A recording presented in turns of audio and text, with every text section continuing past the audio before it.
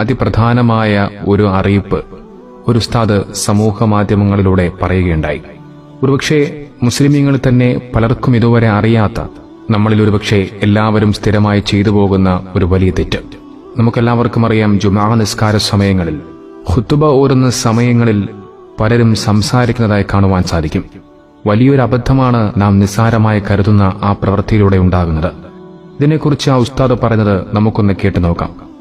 വെള്ളിയാഴ്ച ജുമുഅക്ക് പോകുന്ന എന്റെ പ്രിയപ്പെട്ട ജ്യേഷ്ഠന്മാരെ, സഹോദരന്മാരെ, എല്ലാ വെള്ളിയാഴ്ചയും ജുമുഅത്ത് പള്ളിയിൽ ഖതീബ് മിമ്പറിൽ കയറുന്നതിന്റെ മുമ്പ് ആ പള്ളിയിലെ ബാങ്ക് വിളിക്കുന്ന മുഅദ്ദിൻ അഥവാ മുക്രി ഒരു വാൾ പിടിച്ചുകൊണ്ട് അവിടെ ജുമുഅക്ക് വന്ന വിശ്വാസികൾക്ക് നേർ തിരിഞ്ഞുകൊണ്ട് പറയുന്ന ഒരു ചെറിയ ഖുതുബയുണ്ട്. എന്താണത്?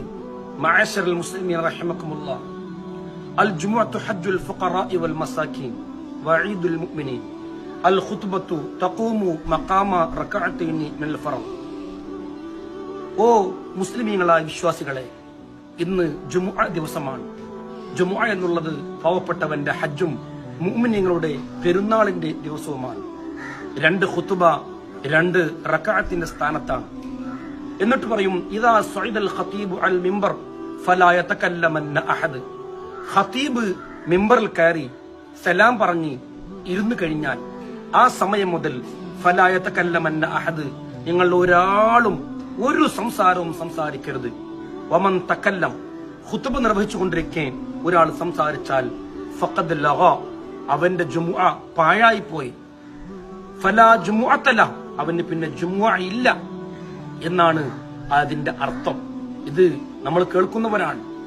പക്ഷെ ഞാൻ ഈ വീഡിയോ ചെയ്യാൻ കാരണം, ഖുതുബ നിർവഹിച്ചുകൊണ്ടിരിക്കുമ്പോൾ സംസാരിക്കുന്ന ധാരാളം ആളുകൾ ഇപ്പോഴും നമ്മുടെ പള്ളികളിൽ ഉണ്ട്. അത് കുട്ടികൾ മാത്രമല്ല, മുതിർന്നവരുണ്ട്, പ്രായമായവരുണ്ട്, കമ്മിറ്റിക്കാരുണ്ട്, വലിയ വലിയ നാട്ടിലെ പൗരപ്രധാനികളുണ്ട്.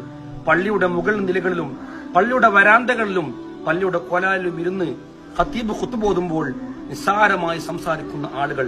ഞാൻ പറയുന്നു, വൽ ഇമാമു യഖ്തുബു, ഇമാം ഖുതുബ നിർവഹിച്ചുകൊണ്ടിരിക്കെ തൊട്ടടുത്തുള്ള ആളോട് അൻസിത്, മിണ്ടരുത് എന്ന് പറഞ്ഞാൽ ഫഖദ് ലഗാ, അവന്റെ ഈ പറഞ്ഞവന്റെ ജുമുഅ പോലും നഷ്ടപ്പെടുമെന്നാണ്. അതുകൊണ്ട് ഞാനിത് പറയാൻ കാരണം, എന്റെ മഹല്ലടക്കം ഞാൻ ജുമുഅക്ക് പോയിരിക്കുമ്പോ മുൻപിലെ സൊഫിലും ബാക്കിലെ സൊഫിലും പുറത്തുനിന്നൊക്കെ വർത്തമാനങ്ങളാണ് കേൾക്കാം. നോക്കുമ്പോൾ നമുക്ക് പറയാൻ പോലും പറ്റൂല. നാട്ടിലെ കാരണവന്മാരും വലിയ പ്രമാണിമാരും വലിയ കമ്മിറ്റിക്കാരും വലിയ ആൾക്കാരാ. അത്രയും വലിയ ആളുകളാണ്. അറിയില്ലാത്ത കൊണ്ടാണോ, അറിഞ്ഞിട്ട് അറിയാത്ത പോലെ നടിക്കണമെന്നറിയാം.